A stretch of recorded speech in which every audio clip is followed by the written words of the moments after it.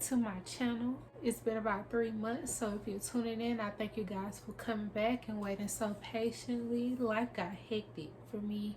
I gave birth to my son, and I've been slowly getting acclimated to life with 2 kids. So that's why this video has been put off. It's 7 o'clock in the morning right now, and the only reason that I'm able to make this video is because both of my kids are sleeping. That's a rare occurrence, so I'm gonna go ahead and take the opportunity to tell you guys about my labor and delivery. So this story starts off. First off, I want to say I did try to record what happened. I have some clips. I don't know if I'm gonna include them or not, but everything happened so fast and so unexpectedly that I wasn't able to get as much footage as I wanted to. So I want to apologize for that in advance, but I'm going to be as detailed as I can so you guys can imagine what went down when I went into labor with my son. Everything started February 24th. I had a doctor's appointment, and I was also scheduled to be induced that day. I was 40 weeks in 1 day. I was overdue, and I had 2 due dates. I had February 23rd and February 26th. February 23rd was based on my period, and February 26th was based on how he was measuring in my uterus. So according to the official date, February 23rd, I was 40 weeks in 1 day. I went to the doctor. They wanted to do a cervical check, and they also wanted to do ultrasound because they wanted to check his amniotic fluid level. They usually do that if you go over your due date, just to make sure everything is good with the baby. The placenta can get old after 40 weeks and stop functioning, so it can kind of get dangerous, but I was in a good zone to still be pregnant at that point. So at the ultrasound, they checked to see if he was practicing breathing and everything. He was doing good. His amniotic fluid was extremely low. So I went into the doctor's appointment, and she said, what we do in those situations is induce you, and you're already scheduled to be induced, so we're not going to worry too much about that. She checked me. I was 3 centimeters dilated, which is a good place to start to be induced. And she let me know that unfortunately the hospital was pretty busy, so they were delaying people's induction all day that day, but she said it shouldn't be more than 24 hours before they could get me in from my scheduled time, which was 4 p.m. So we went home, we put all the bags in the car, we put the car seat in the car, we put the base in the car, everything. I went to the store. I'm gonna try to be quiet because she's complaining right now. So I got everything that my daughter would need. My mom was at the house with my daughter. She stayed there for about a week with us, and then I waited at home. They told me to call an hour ahead of time. My appointment was at 4, so I called at 3 just to see if they had room for me. When I called, they said they didn't have any room and to wait for them to call me, and they didn't know what time that would be. Whenever a bed was available and I was next on the waiting list, they would call me in, and just to keep my phone on me. So I did that. I waited all day long. I was having small contractions, nothing major, but they were about 45 minutes to an hour and a half apart. So nothing that's indicating that I was in labor. I thought it was just Braxton Hicks at that point, but they were kind of getting pain. 7 o'clock came and went, and I knew that they weren't going to get me in that time. So went to bed, tried to get some sleep, but the contractions was keeping me up. I would have a contraction, it would be painful, I would doze off, and then about an hour later I would wake up and have another one. At that point, around 3 o'clock in the morning, I started timing them on the contraction app, and it still was saying like, oh, this is Braxton Hicks. It's not consistent, it's not labor, relax and keep timing. Around 9 o'clock, I checked my portal, my health portal, and they had another induction scheduled for February 25th at 6 a.m. So around 5 a.m., I called them and I'm like, hey, you guys have me scheduled. No, I think it had me scheduled for 7 a.m. So I called around 6 a.m. and I'm like, hey, I see another induction schedule. Do you guys want me to come in? They were like, no, we still don't have any room for you. Just wait until we call. We have 3 people ahead of you. So once we get them in and we get extra bed available, we'll go ahead and get you in. So I'm like, okay, cool. I was kind of frustrated because I was in pain, but like I said, it was nothing that was, it wasn't the 5-1-1 rule. The 5-1-1 rule is 5 minutes apart, 1 minute long for an hour straight. It wasn't that, so I was like, okay, I'll just have to grit my teeth and bear it. Around 9-ish, 9 a.m., I still wasn't able to sleep. So I went in the living room with my mom just to have my contractions there so I don't wake up my fiance and my 1-year-old daughter at the time. She was just monitoring me, basically, just making sure I wasn't in too much pain and just helping me through these contractions. They were still about 30 minutes apart at this point. And then I had one come 15 minutes, another 15 minutes, and then one came at 5. But I was in so much pain, my mom was like, go ahead and wake Antonio up and y'all head to the hospital. So I fought her on this a little bit because, like I said, it was 15, 15, 5. Those were the only 3 that was anything less than 30 minutes. And I knew they would turn me around because they didn't have any beds. And I was on the induction list, so they were probably going to be suspicious of me, thinking that I was trying to get in ahead of when they called. So she was like, no, you need to go ahead and go because you look like you're in pain. So she woke my fiance up. We went ahead and got in the car. I got me like a Whopper from Burger King, and we went to the hospital. I'm thinking that they're going to turn me around because I haven't hit the 5-1-1 rule. And I go to the check-in desk. So I let the lady know, like, I think I'm in labor, I'm having contractions. She looked up my name, and sure enough, she gave me that look like, you're trying to finesse.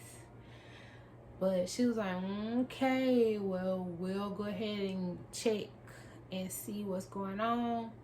And just go back with them to triage, and we'll monitor your contractions, and we'll check your cervix.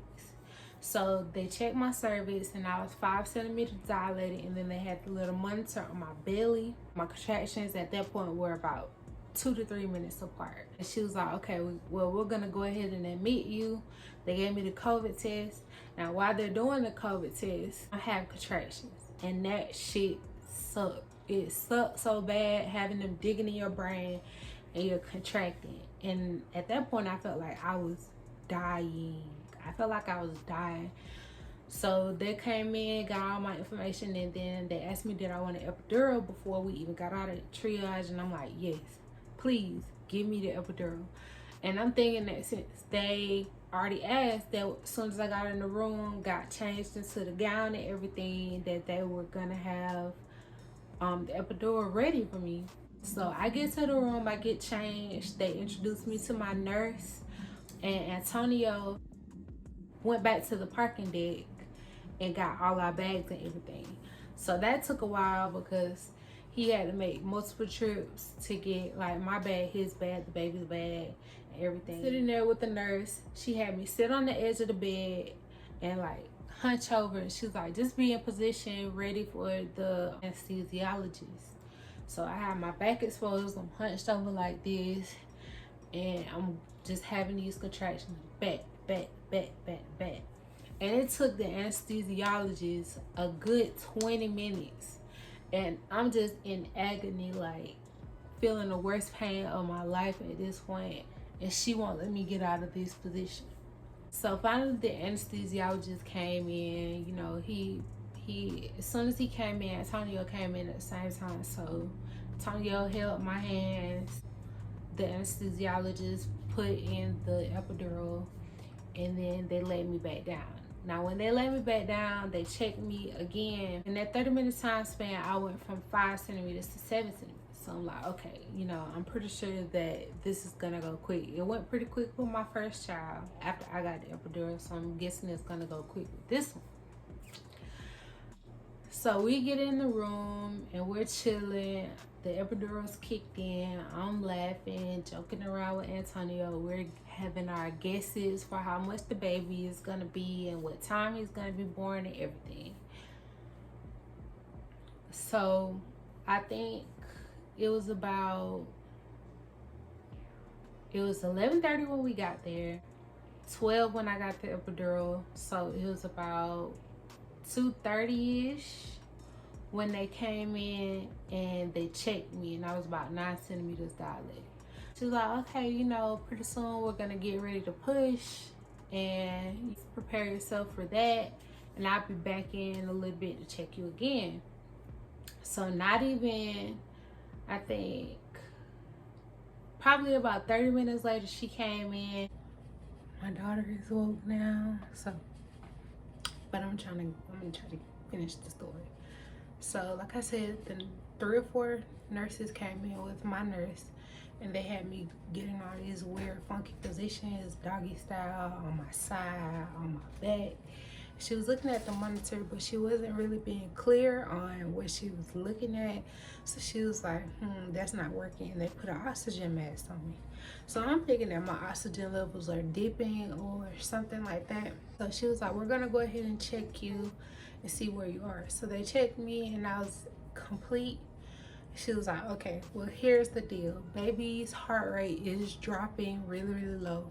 His heart rate was dropping in the 70s. And that's super low for a baby. Something is making baby unhappy. We need to go ahead and get him delivered now. So they brought in the whole staff. They called my OB. She came quickly, and they said, okay, if we can't get him out within the next 10 minutes, you're gonna have to have an emergency C-section. And it just brought me back to when I delivered my daughter, because something similar happened to where her heart rate dropped and my blood pressure dropped. And I'm like, why does this keep happening to me? So I tried to get my boyfriend to record when my son was born, but he got like 5 seconds of it, and they said, turn the camera off. So I'm like, okay. So they told me to go ahead and start pushing. I pushed 3 times and he was out. They helped me with the vacuum, I guess because they were in a rush to try to get him out. And with the vacuum and 3 pushes, he was out. He was born at 3:33 p.m. officially. We think 3:32 because that's the time we had on our phones, but on his birth records it says 3:33. He had the cord wrapped around his neck. What happened was the umbilical cord made a loop around my cervix, and when he dropped down into the birth canal, it wrapped around his neck and it started choking him. So that's why his heart rate was dropping really low. He was 7 pounds 3 ounces, and he was healthy. Otherwise, he had a large lump on the back of his head for a good while, like probably a month, because of the vacuum, but she said it was fine. He was super dry. I'm guessing that's from not having any amniotic fluid, because the nurse asked me, did your water break before you came here? And my OB, I kept telling my OB that I thought my water was breaking for about 2 weeks before I gave birth, and they kept giving me the little test. And they were like, no, it's not your water.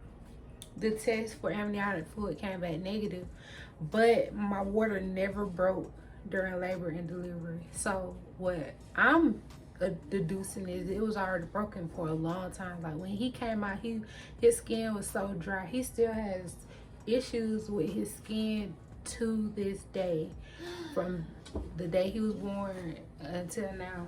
And having a baby inside of you without any amniotic fluid could cause cord prolapse and death and everything. So we're lucky that nothing happened. He was fine other than the cord around his neck. We went home the next day, February 26th, at around 8 p.m. We had a pretty good room. I did take videos of the room, and I'll show you guys that. And my daughter turned 2 February 27th, so their birthdays are 2 days apart. He's now 3 months old. Like I said, this video is long overdue. He's 88th percentile in height, 90th percentile in weight. He never dropped below his birth weight, and he just steadily gained weight from there. So he is a big baby. He's a mama's boy. He loves to be on me. Everybody else says he's a crybaby. That's only because he loves his mommy so much. And yeah, I mean, I wanted you guys to meet him, but like I said, he's sleeping, so maybe we'll do a video where we just introduce him. His name is August Wesley. That's about it for my labor and delivery story.